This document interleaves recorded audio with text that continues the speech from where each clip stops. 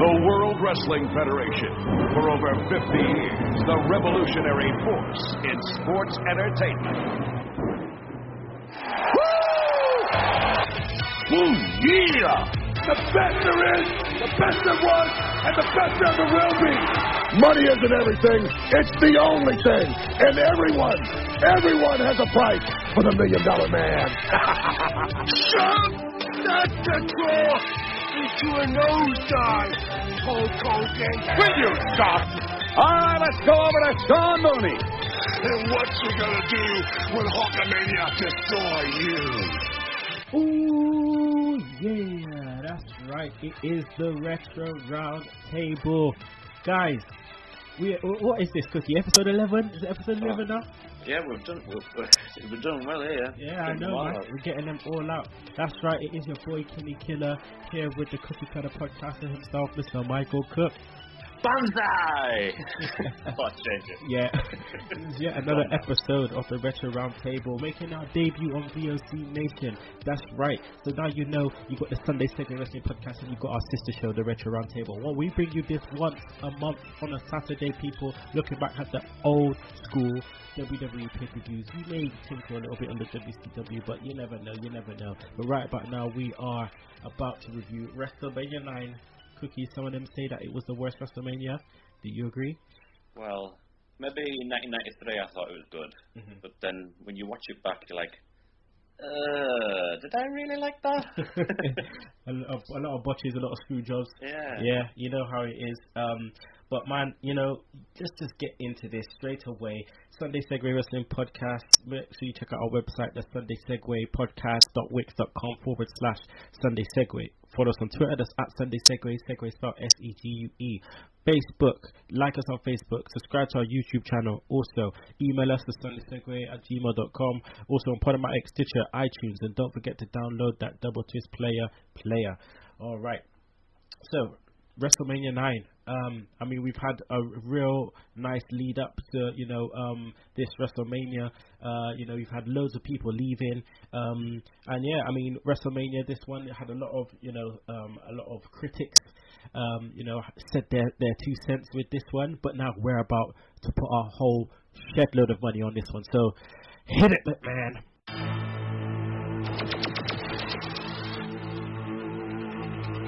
Caesar's Palace, Las Vegas, Nevada.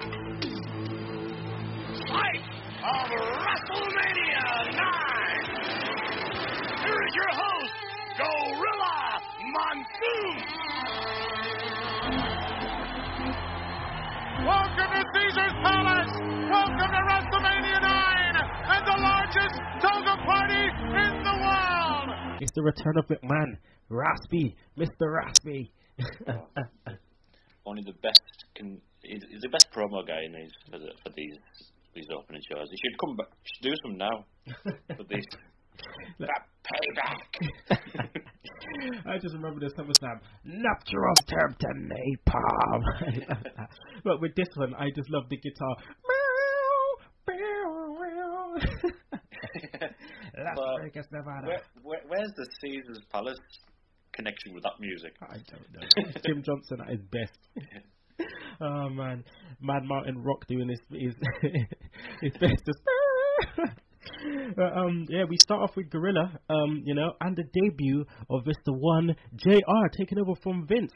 Yeah, I mean, it was strange seeing Gorilla Monsoon not on the commentary table for a WrestleMania, because this must be the first time he wasn't on the commentary team. Yeah. He was just like the host, was it? Yeah. And he in his toga, and him and Jim Ross, apparently they loved their togas, didn't they? I know that. Really? I wonder if Vince McMahon was wearing a toga in the backstage. He was backstage laughing his ass off. That's what he was doing. But man, Jim Ross, pro from day one. As soon as he gets into it, he just hits the ball rolling, just like hits the ground running straight away. You wouldn't think. Well, if you hadn't seen him, you'd be going, well, this guy's good for a newbie. I mean, but yeah, he was really happy to be there with his target on. I tell you what, man, it was really good. Obviously, we all know what happened to good old JR, but I mean, it was just good to see him smiling. Yeah, definitely. Oh man, See them pearly whites. But Macho Man comes out to a big pop, and then followed by Bobby. Oh, only he could do that though. Getting on the camel backwards. Stop this thing! Stop this! It was just savage though when he came off and he was just like, we gotta lock and load situation. He was doing this all night. I think he was just trying his hardest to make it look like the show was amazing. He kept on saying, WrestleMania 9 is the time. And I thought, oh, all right. Ooh, WrestleMania 9, do the damn thing. I just like, and then Bobby, oh my God. When he falls over, he pulls the thing up and shows his backside, and Macho Man goes, it's Macho Man. The greats were great and the chicks were cool. Ooh, yeah. But Bobby, man, the guy just falling off the camel, and Savage just like lifting up the onesie, posing like he was on a stag do. But Bobby Heenan, he's a great slapstick type comedian, and where he just falls over all over the place and his head things going over his eyes. It's brilliant. He's trying to like bat away Savage and he's falling over. He could have had a stand-up, man. He would have been great doing a stand-up. Well, let's kick into the first match. We had HBK versus Tatanka. Another step in the development of HBK, who's making his this title look so much like means so much. Oh, definitely. I mean, just having a long title reign as well helps the title. Like, he's had it since Saturday night's main event in October there. But Shawn Michaels made it, the way he just swaggered to the ring, made the championship look good on him, sort of thing. With strange Luna Vachon mysteriously walking behind. But he never acknowledged it, I don't think. They had no interaction, mate. No interaction. What the hell is Luna Vachon doing there? Like, I like the way they kind of explain, she's Miss Octavia, like, and just basically like bigging up the whole family and stuff. But this is literally the first time we see her in WWF. Like, she was China before China. Yeah. But why she was with Shawn Michaels, I haven't the foggiest. I'd understand it if she turned up in the next match with the head shrinkers or something. Yeah, eating a chicken bone with Alpha, sharing that carcass. Tatanka comes out still undefeated and actually like beat HBK in a non-title match. Yeah, he beat him twice. Once on a singles match, and I think in a 6-man with Nasty Boys and the Beverly Brothers last matches. I think on the WWE. Yeah, I mean, when you look at it, he was he was protected a lot, for about a year. Oh, definitely. I mean, how to build a guy to be a contender for a belt by doing this, and beating HBK twice. Back then, you thought he could win this title, but nowadays, when they do that, it's like, oh well, it's obvious that the champion's going to win. But yeah, Tatanka, he was good face this year. Yeah, no, definitely, man. I mean, Sherry comes out again to continue the beef with HBK. She just never learns. Oh, she's a glutton for punishment. When she was just I thought it was weird the way she was walking to the ring, like she was hypnotized, like she was under a spell. Papa Shango came from behind her. Yeah. Oh man. So Sherry comes out. As I said, she never learns. Match starts off really, really fast paced, which was great. Chops and everything, which we tend to see in HBK openers. Arm drags off the top rope. HBK bumps bottom until HBK kind of grounds him. Oh well, Shawn Michaels did that Ric Flair flip, and Tatanka chopped him, and he spun to the floor. He was a good bouncer, really, Shawn Michaels, as a heel. He was a could knock him everywhere. Yeah, man, he bumped like crazy, man, and that was the thing. He sold that properly. Which you look at it now. Some people don't sell certain moves, but back then, man, you're selling a chop, you're spinning around. So you can see a massive difference with Jim Ross now taking over from Vince here, man. Oh well. Jim Ross is basically a sportscaster, isn't he? That's what it feels like. Because he explains the moves, and he explains that Shawn Michaels had a shoulder injury through one of the matches they had with Tatanka. So he let you tell the story of the injury. So when Tatanka had that little run of working on the arm, and with that, I think it was a single arm DDT on Michaels, just selling the injury. Vince McMahon would just say, what a maneuver. Yeah. Every 5 seconds. And that's the thing, Ross knew all the moves, like, and everything, and it was just, oh man, it was just great. It was great. There was 2 Heenan lines I loved. One was, "It's over, sign the treaty."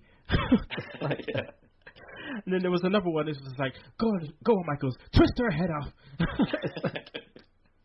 Come on, man, come on, just allow her. Oh man, I mean, Heenan was back on form here. Oh, definitely.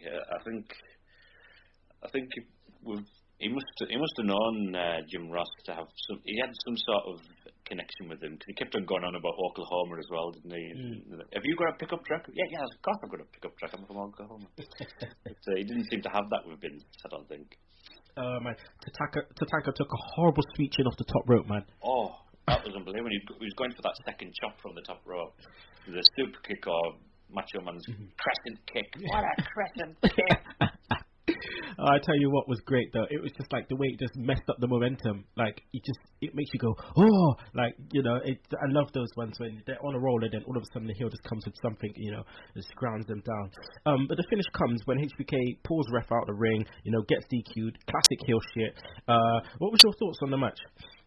I thought it was a good match. I thought it was good then, and I thought it was good today as well. And then those close counts, that crowd thought Tatanka had done it. Mm-hmm. Like, what was it? The electric chair spot. When he went back on his head and he covered in. The crowd jumped and they thought he'd done it. Was you surprised that he didn't take it down here? At the time, because he'd beaten Shawn Michaels, I thought, oh, he's got this. And because he's undefeated, I thought, well, surely they're not going to end the unbeaten streak now. So, but it was just a shame it wasn't a title change and just a DQ, which was a theme, I thought, for the rest of the show. Oh man, stupid finishes. Too many. After the match, Luna just goes all Ronda Rousey and just like clotheslines her head off and slams her. And it's just JR's reaction. It was just great. Like he makes it seem like the world is about to end. Now this woman has just come down and just taken out Dark Sherry. But the great thing about it is like Luna just kept her time. She bided her time, didn't do nothing, acted like she was scared, and then at the end just pulled her down. Wham! Then you know, oh man, it was the way she put the boots to her. She put the boots. Brilliant. And then she just like Tatanka come round and she just started dusting out. I just loved it. But I'm sure Tatanka saw the clothesline and he was still celebrating on the corner right next to the chaos that was ensuing. Oh god. Okay. Well, it just didn't lead. It just led to brawls on Raw, and then I think Sherry just disappeared. That was it. Yeah. WCW Sister Sherry. Yeah. Oh man. Anyway, next we had the Head Shrinklers, Samu and Fatu, with Alpha versus Steiner Brothers. Steiner Brothers cut a promo before the match where Scott Steiner basically says yada yada yada blah blah blah, Big Papa pumps your hook up, holler if you hear me. And then and then Rick Steiner just says woo woo woo woo, and then woo woo woo woo, and then that was it. End of story, and then we go back to the to the action. So the first time we hear a slobber knocker. This is gonna be a slobber knocker. You know, oh man, it was good to hear JR say that. Oh yeah, first one, and it was different. You never heard that line of Monsoon or Vince. I'm sure Heenan said something like, "Oh, what's a slobber knocker? I thought it was a lady in a bar." In a diner or something. Oh, that's So, Steiners do double top rope clothesline. Alpha decides to just use domestic violence to encourage, Samuel Fatu. Just bang their heads together. Oh, yeah. Get yourselves together by banging each other's heads. Brilliant. What did you think at the beginning of this match? Well, those Steiner lines from the top rope with them, like the brothers together, that was fantastic, that. And, but then they tried to do it like a Steve Austin stun gun on the top rope, but he completely missed the rope, and Scott Steiner ended up just on the floor. Man, that was horrible. It dropped him on his head. Oh, and then after with that stick. Oh God. Sandman, I bet you he would wince at that. And Tommy Dreamer. I think it reminded me of when Orient Express was facing against High Energy and they just threw Owen Hart into his cane. And the sound, oh man. But yeah, man, Arthur just went OTT on that one, just added insult to injury.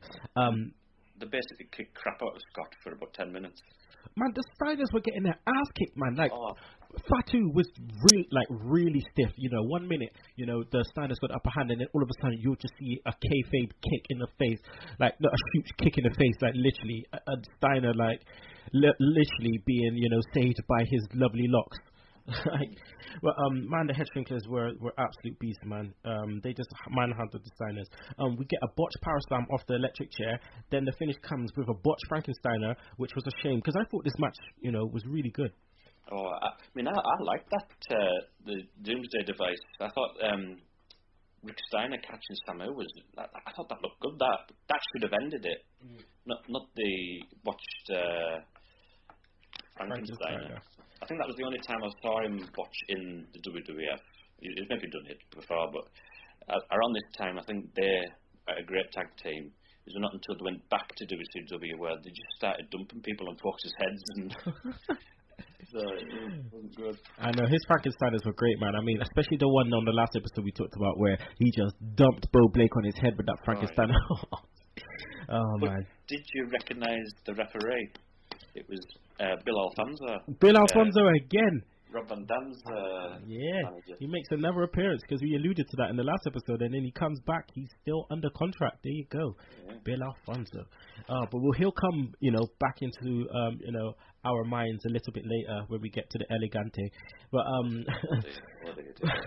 but next we have Crush versus Doink. Now this match summed up for me how shit WrestleMania was. Yeah, I mean. It had a good sort of build-up going into it, like Doink taking his fake cast arm off and knocking Crush out. But the match wasn't really that good. It was basically Crush beating up Doink, and then Skinner coming out as a second Doink. Was it Skinner? Was it? It was Skinner, yeah. Steve Kern. Oh. I bet you Skinner thought, I've got a new gimmick, have I? What is it? Second Doink. Oh God. Doink's basically the Miz and basically Steve Kern's Sandow. Yeah. But like you said, Crush just manhandles Doink through most of the match. Macho line, alright? Macho Man's line of the match. Crush is all over Doink like melting butter. He uses it again, Cookie. He uses it again. He's obsessed. Doink turns things around with the move we shall not name, Power Driver. And after a number of top rope double axe handles, the match finishes when Doink hits the ref basically. Crush applies the Crusher. Doink number 2 comes out, Steve Kern, cracks Crush with that cast for the win. This match. Let's just move on, please, because I mean, Bobby Heenan knew how to sell the Doink character though. Like he was going, look at the eyes, and all this sort of stuff. Because heel Doink was better than the stupid face one, a year later. And heel Crush was better than Kona Crush. Oh yeah. His feud with Macho Man. Oh man, I cannot wait to get to WrestleMania 10. Yeah, we should review a little part of the Raw where the Macho Man brawls with Crush when Macho Man comes back from his injury. Yeah, man, we could do that. That is unbelievable. We can do that. He throws Vince like halfway across the floor. We've got a lot of like bits in the middle what we can go to. I mean, Segheads out there, everyone knows we're gonna start doing the retro 90s, looking at cartoons, looking at films, looking at little things. I think we're gonna decide when we're gonna get to that interlude. I think we might stop maybe after Survivor Series before we get into 94 and just do a little bit of a breakup and do some early 90s stuff, which would be great. But yeah, alright, so next, here comes some more classic WWF softcore racist shit, with Todd Pettengill just basically taking a piss out of some kayfabe Japanese photographers. Oh, that was unbelievable. Like, I'm sure those photographers were really wanting to say something, but they kept on saying, "Oh yes, yeah." And I thought, oh, shut up. Just talking to you here. Yeah, you're considered number one. Takes the absolute piss. And then we get Razor versus Bob Backlund. This was basically a dark match. I didn't even know that this match even happened. I didn't even remember this. And such a shame as well, because they both had good Royal Rumbles. Like Razor Ramon was the WWE title contender on that one, and Mr. Bob Backlund, I call him Mr. Bob Backlund, respect, had a good Royal Rumble match. So they could have used that, like, for a match, like the old guy coming in and Razor Ramon, the new guy, but they just didn't do anything. If they were going to have Bob Backlund just as a enhancement guy for the younger wrestlers, they could have had a better story to it, because they had good rumbles instead of just flipping Razor Ramon a couple of times and then getting into a small package. Yeah, literally small package for the roll-up, and Razor takes the win. That's it. End of match. But people were starting to cheer Razor Ramon. I don't know if you noticed, but Razor Ramon, I think he was one of the first cool heels. So I think people were starting to change at that time. Oh man, the Razor's gonna cut you up. Love that. All right, what we're gonna do now is we're gonna go to one of our first breaks. You know, the commercials are coming. So yeah, be back in a minute. And the first thing we're gonna talk about is Money Inc. versus the Mega Maniacs. So don't you miss it. Live from the In the Room studios located in the Net Carrier Enclave. This is the VOC Nation Radio Network. Hey everyone, it is your favorite knockout, Mickie James, and you're listening to the VOC Nation. Hey there, hi there, ho there. Thanks for coming on down. It's Save Wrestling, the podcast, and the business-making town. I am your award-winning hostess with the mostest, Shelly Funtime Martinez, and she is my co-host, Dazzling Danielle. Woo! Hello out there. And together we are the Martinez Girls. We finally did it. And you can join us here Monday, 6 p.m. Eastern on the VOC Nation as we save wrestling together, Danielle. Fighting crime. Woo! Interested in advertising with the VOC Nation Radio Network, whether on the website or across our syndicated network of podcasts, contact VOC at vocnation.com for advertising information, and do so before June 22nd for the possibility to save 40% on what you will spend on an ad. Hey, it's me, the mouth of the South, Jimmy Hart. Net Carrier has many great products and services to increase your bottom line. Be sure to ask your Net Carrier representative about our hosted PBX. Call Net Carrier today for a free analysis of your phone bills. 877-255-7733. That's right, 877-255-7733. Call now. And we're back, people. The Retro Roundtable, presented by Sunday Segue Wrestling Podcast, is your boy Kinny Killa with the cookie cutter podcaster himself, Mr. Michael Cook. All right, Cookie. Now we are gonna go into Mega Maniacs versus Money Inc. But first, I want to go into the Money Inc. promo, just a little bit of a slicey. With me at this time, the current reigning World Wrestling Federation Tag Team Champions here at Caesars Palace, Money Incorporated, IRS, and of course, the $1 Million Man, Ted DiBiase. Gentlemen, for the first time in a long time, I've got to believe that your tag team titles are in jeopardy. I've got two reasons, actually three reasons. One, the return of the immortal Hulk Hogan. Two, teaming up with Brutus the Barber Beefcake, managed by your former manager, the Mouth of the South, Jimmy Hart. Gentlemen, I've got to be honest with you. Actually, you started this all. It resulted from your actions on a recent edition of Monday Night Raw. Let's go back and take a look how this all unfolded. He's going to take a run. Please don't let it happen. Well, look at that. Jimmy Hart straight to the outside. Now the official has to get in between. Come on, do your job, referee. Do your job. Oh, no.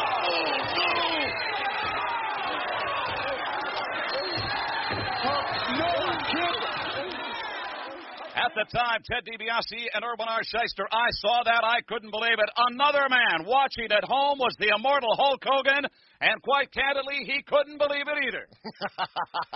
Yak, Okerlund. We've been hearing him cry for weeks now. Well, it's time to put up or shut up. It's now. This is WrestleMania 9. This is Las Vegas, Nevada. And this is Caesar's Palace, where the stakes are always high. And that's the way Money Incorporated likes it, because the higher the stakes, the bigger the bankroll when you win. And we don't make bets that we can't win. They say they're going to bankrupt Money Incorporated. Well, how do you bankrupt a company who has an unlimited credit line? And that's what we've got. This is our city, the city of money. You're going to come into our city. This is our backyard. What are the odds, Oakland, of beating a dog in his own backyard? I don't know about that. I'm not a betting man. Urban R. Sexter. You know something, mega morons? You've got all the answers. That's right. Beefcake, you've got the protective mask that's going to save you in this match. Well, I'm going to tell you what Money Inc.'s going to do to it. We're going to take the mask off and beat your face into oblivion. By the time we're through, you're going to look like a jigsaw puzzle with a few of the pieces missing.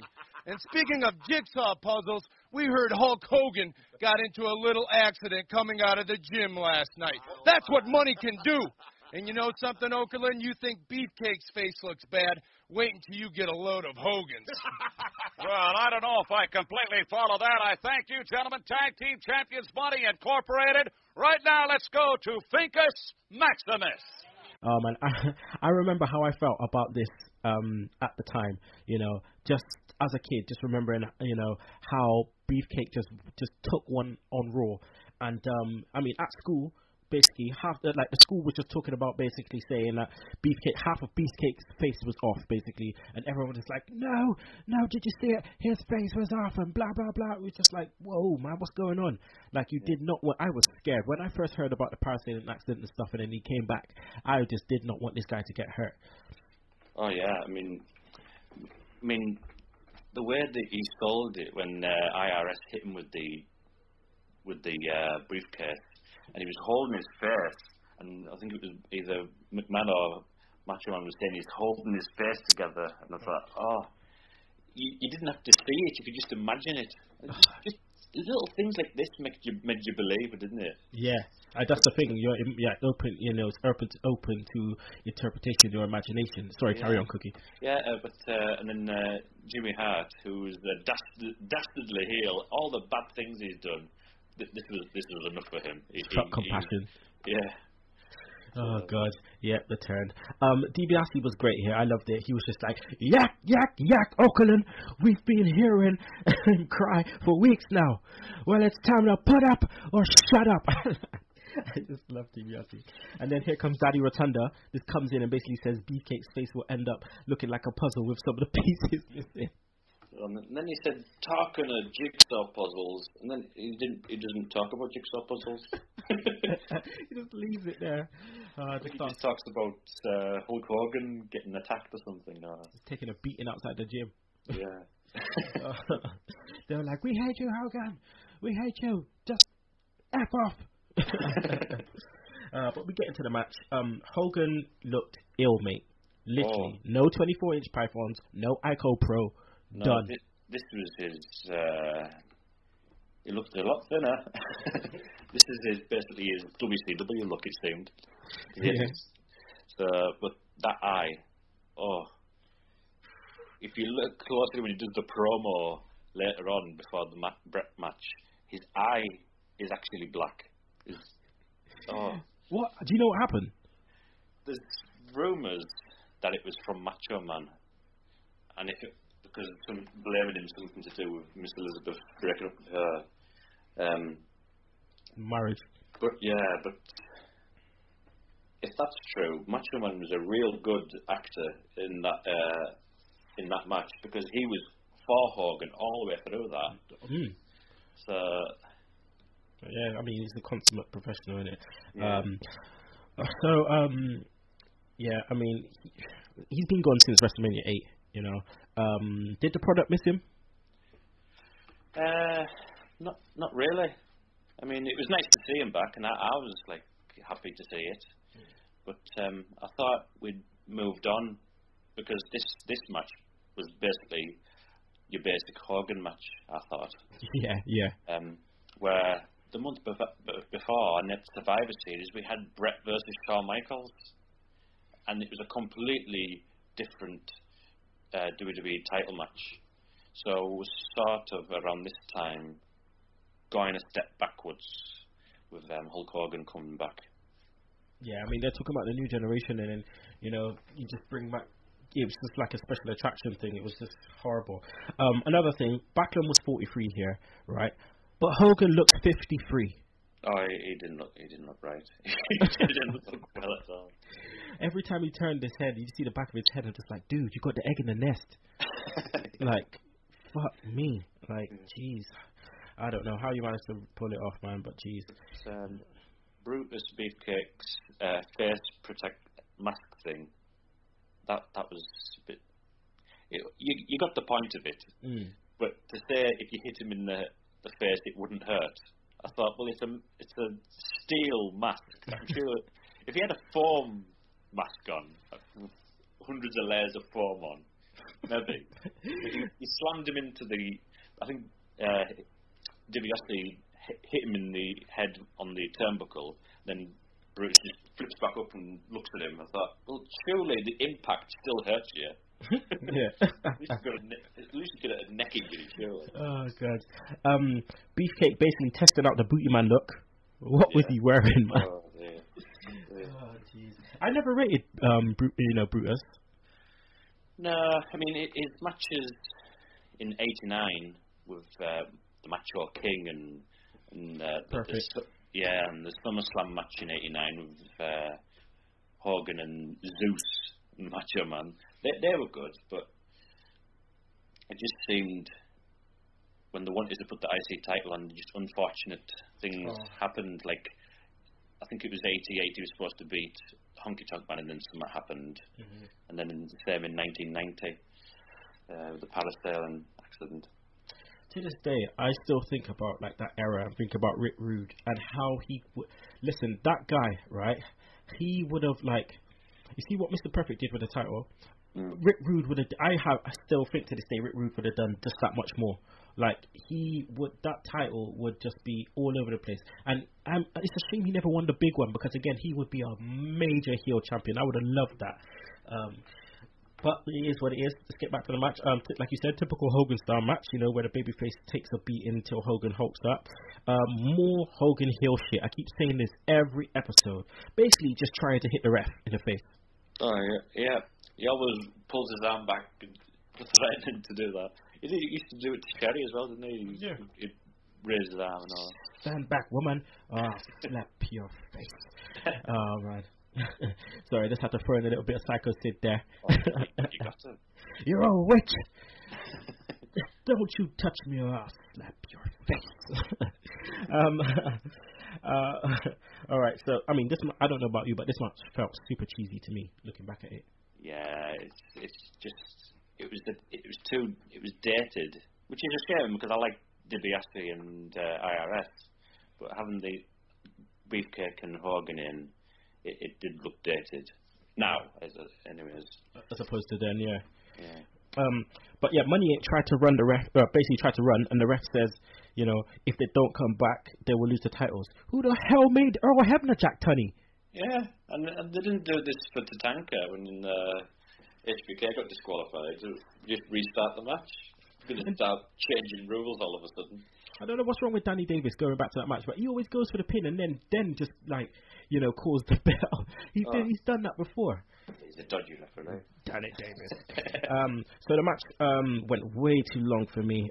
And then Jimmy Hart basically comes in after the ref bump, turns his jacket inside out, counts 1, 2, 3. How dumb are these guys? They're all celebrating like they can win the bloody title that way. I think they're Vince McMahon. They can just put a shirt on and just be a ref. So yeah, basically, yeah, they win by whatever. I can't remember, DQ or something.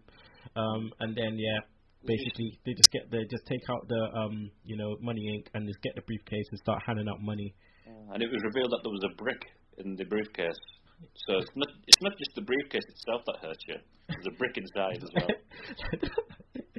Oh my God, it's just still stupid stuff. But Nat King Cole's daughter grabs some money, and It's real money. You know, you're damn right. You pocket that, mate. If I was there, yeah, I'd be running to the ring. Hogan, give me some ish, man. Break me piece off of that, man. Like, okay, next we go to Cookie's favorite bit, the perfect promo. So before we talk about it, let's just slicey this bad boy.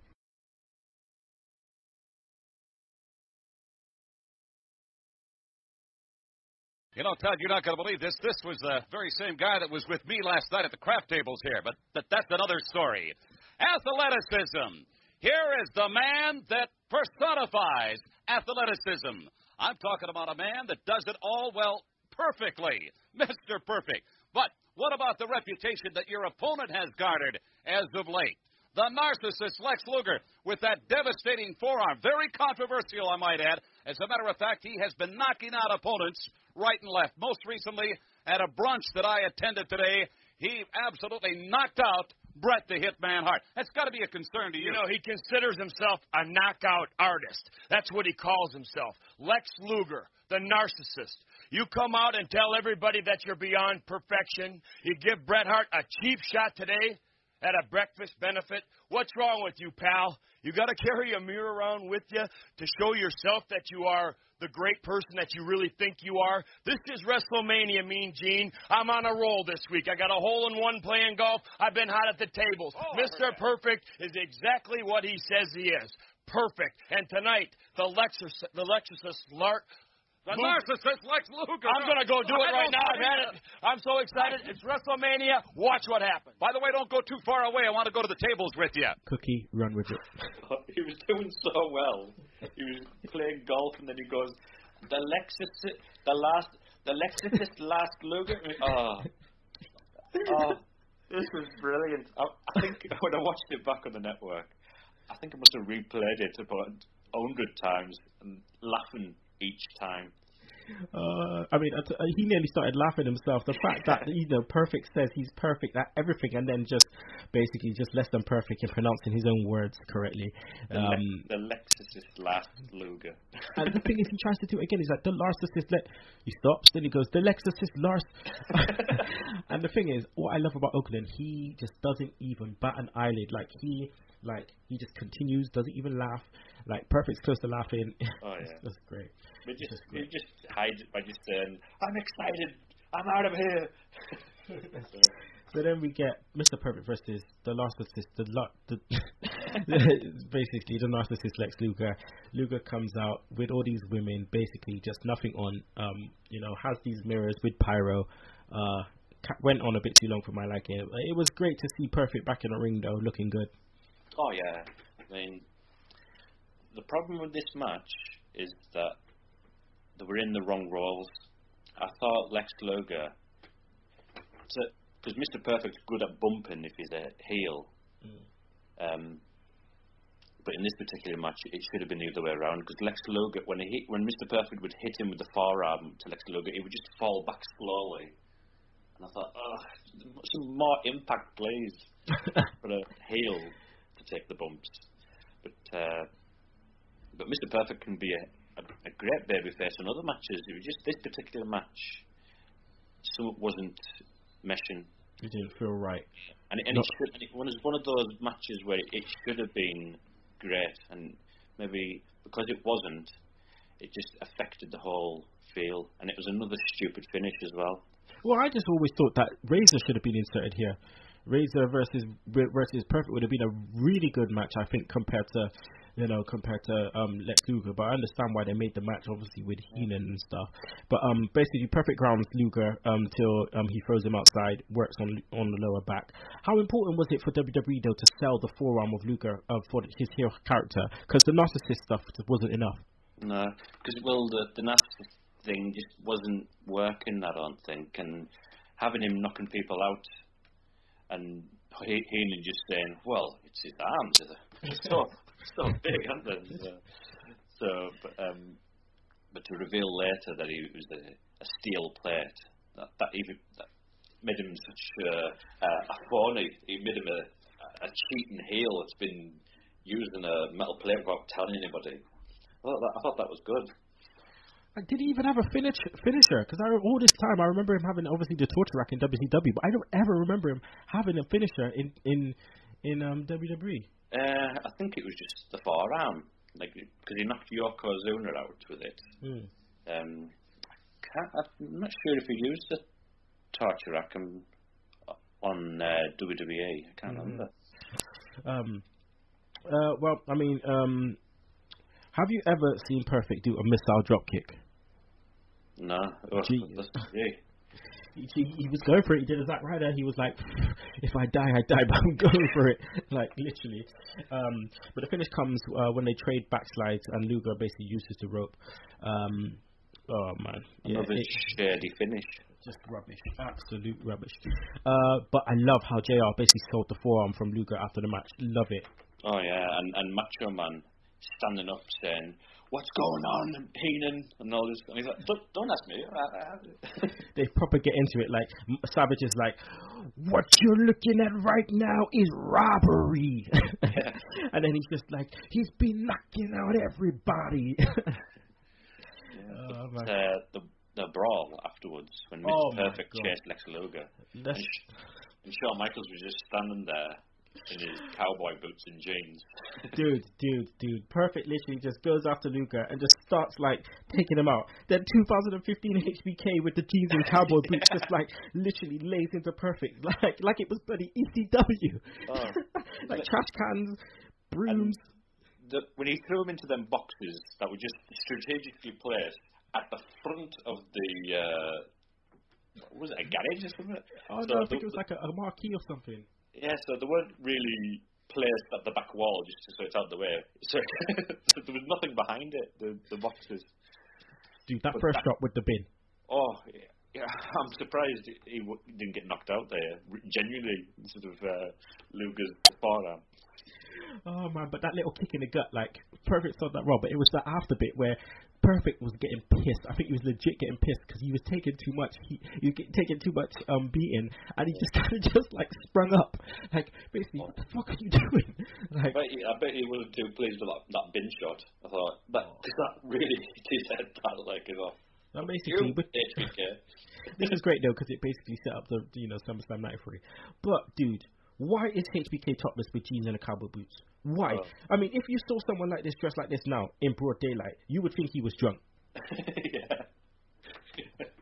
But as you said, 2015 HBK must have come back in time and stopped this match from happening. Oh god! All right, next we go to Undertaker versus El Gigante. Giant Gonzalez. I mean, El Gigante basically comes out with Harvey Whipper. Where does he find these guys? I don't know. What was Giant Gonzalez, anyways? That outfit, because it was proper fur in the Royal Rumble, but now it was like spray painted on his tights fur.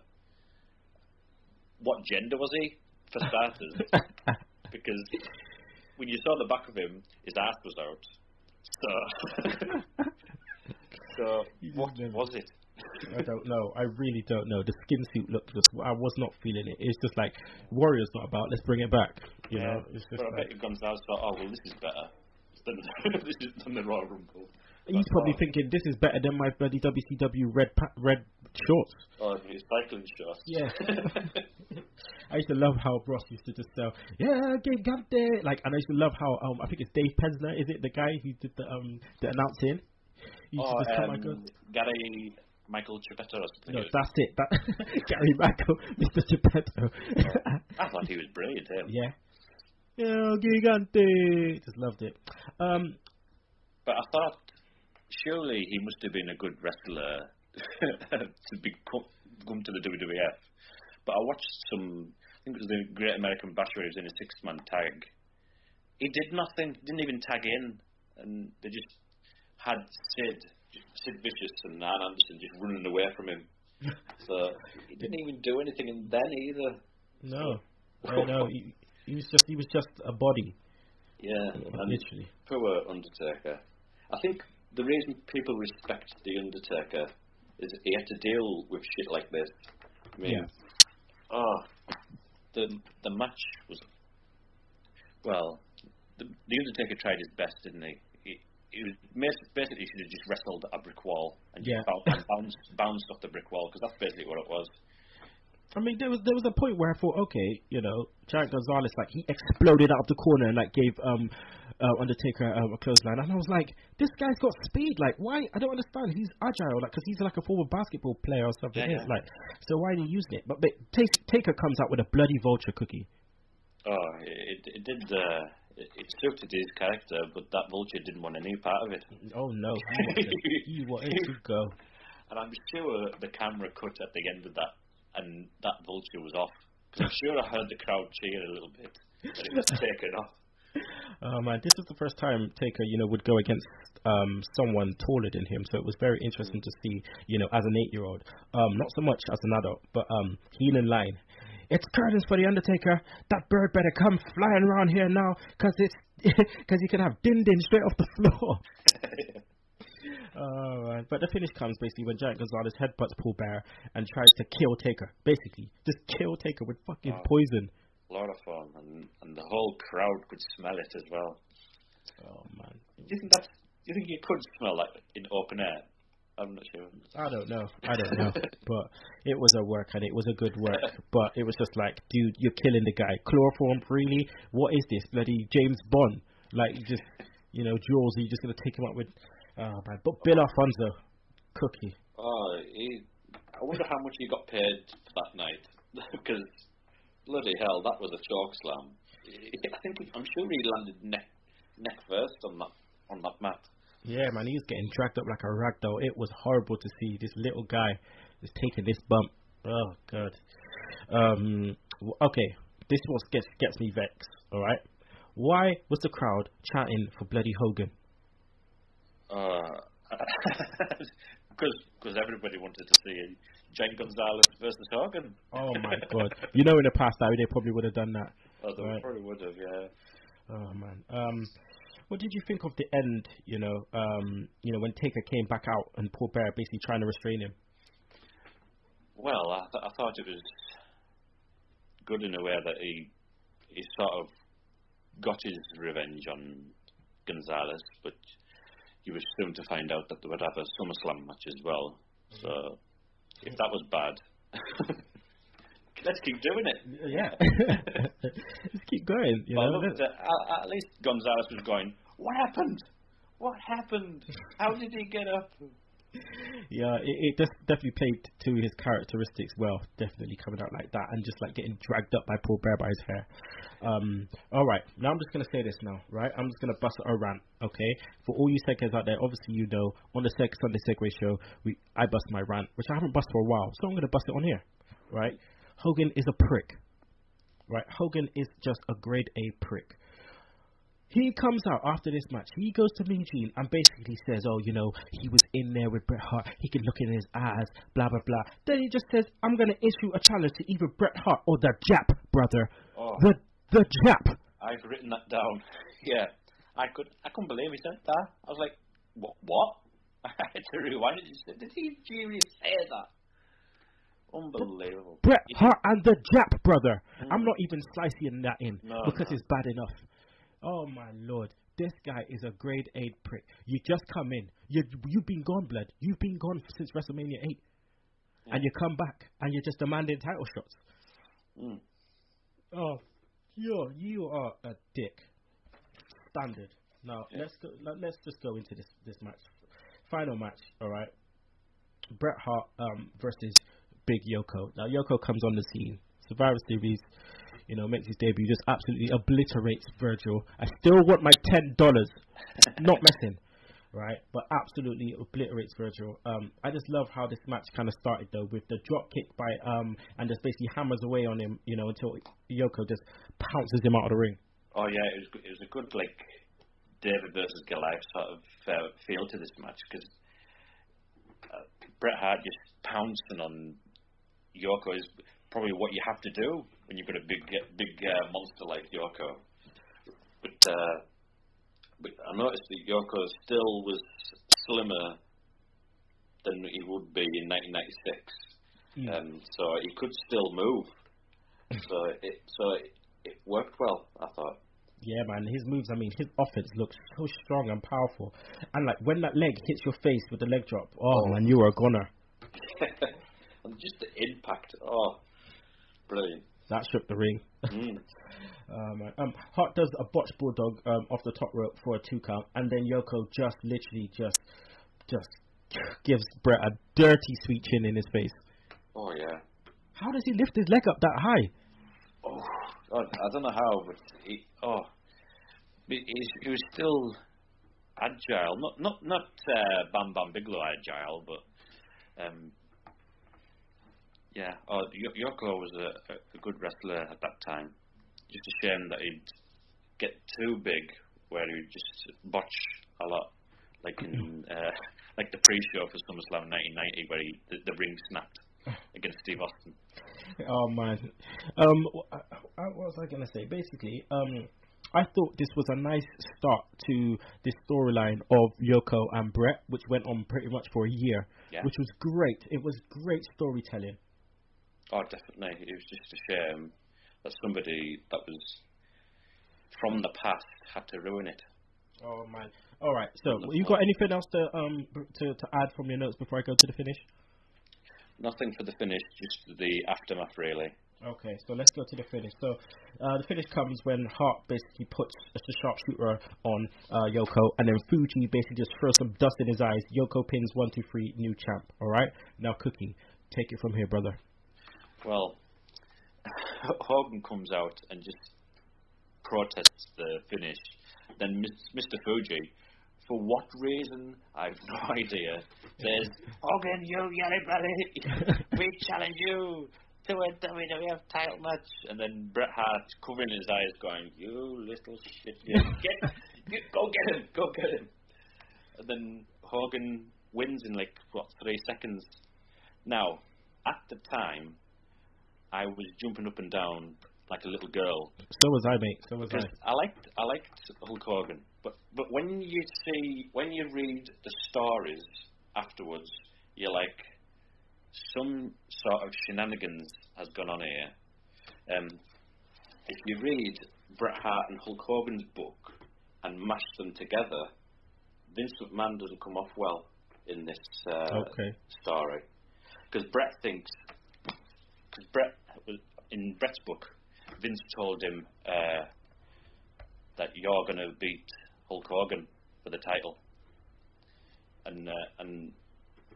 but then he comes back and says, Hogan doesn't want to drop the belt to you, and he's pissed. So he goes to see Hogan, and Hogan says, well, you don't know the full story.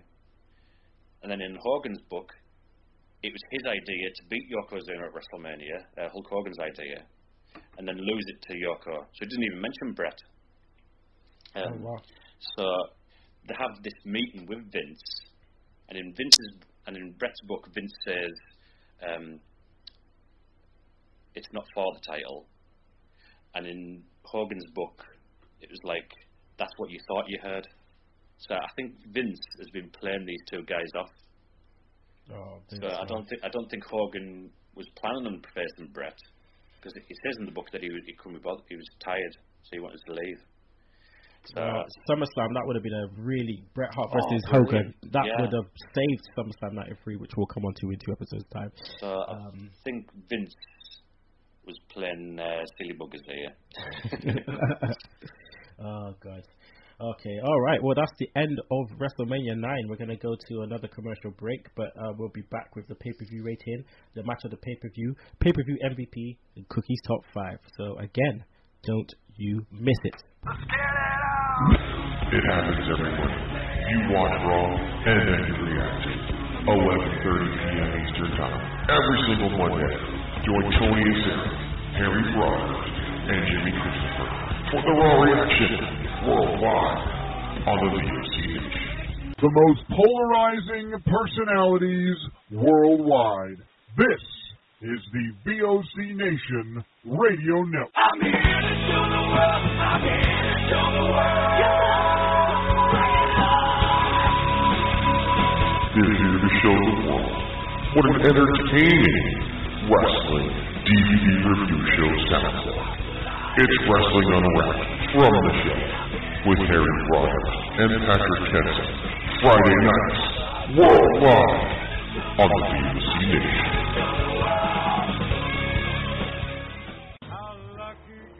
Hey guys, Brady Hicks here, the General Manager of the VOC Nation Radio Network, and I want to tell you that on June 22nd, it's a Monday night, 7 o'clock Eastern Time, join us for the press call that will change it all.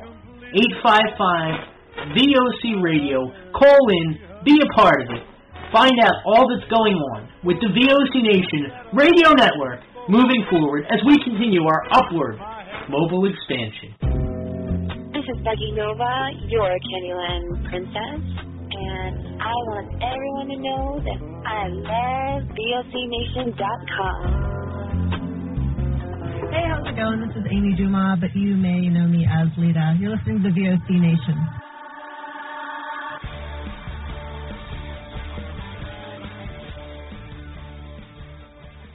And we're back into the last part of the show. You know me by now. It's your boy Kinny Killa. You know this guy to my right. Michael Cook. That's right. You almost forgot your name. So right about now, what we're going to do is we're going to go into the pay-per-view rating. So how do you rate this pay-per-view, Cookie? Because I think almost every match had shenanigans. So it wasn't really... I'm sure they had good intentions, but it just didn't work. So I'll give a generous 4. 4. I've been generous. I think the two first matches saved it. Okay. All right. Fair enough. All right. So, match of the pay-per-view. I will go with... I'll go the Steiner match. I think I like that match. Okay. It was stiff as hell. Great spots with that Doomsday device into a power slam. It was very cleverly done. Okay. With Shawn Michaels one close second. Fair enough. And who was your pay-per-view MVP? This is hard. I think I won't give it to a wrestler. I'll give it to Jim Ross, just for his debut, and he changed the way you looked at the match because he was talking about moves and people's backgrounds, and it was like you were watching a sport event. The sport event was shit, but he tried his best. So what can you do? All right, there you go. Jim Ross takes that one down. Okay, so let's go to the final part of the show now. We're going to go to Cookie's top 5. So Cookie, what have you got for us? Right, it's getting harder and harder each week to find top 5 faces, but I thought I'd do that for this one. So number 5, Razor Ramon. Now, at this point, he was still a heel at WrestleMania. So this is top 5 faces of '93, yeah? Yeah. He was a heel in WrestleMania, but he was starting to get cheered. And then later on, he would have a feud with DiBiase at SummerSlam. And a brilliant IC title match against Rick Martel. So he was starting to become a good face leading into '94. Number 4, Mr. Perfect. Great matches with Ric Flair, Shawn Michaels at SummerSlam. Just a shame he wasn't around long enough to have a proper feud with Diesel. I thought that would have been cool. Number 3, it didn't work overall, but in 1993, Lex Luger was going to be Hulk Hogan's replacement, and the Lex Express. What a great! That's great. Oh man, we're gonna get into that. Oh, we're gonna be singing our hearts out, mate. I need a hero. Oh, we're just gonna sing the full song at one point. Nah, don't worry, I'll slicey that whole thing in. That'll probably be our intro for the show. Yeah. Number 2, The Undertaker, because he was just popular no matter what shit you put him in. Like, I think in between Mania and SummerSlam, he had a feud with Gonzalez and Mr. Hughes that didn't go anywhere. So you got to respect him for putting up with this until '96. Then number 1, Bret Hart. He should have been champion for a lot longer than he did.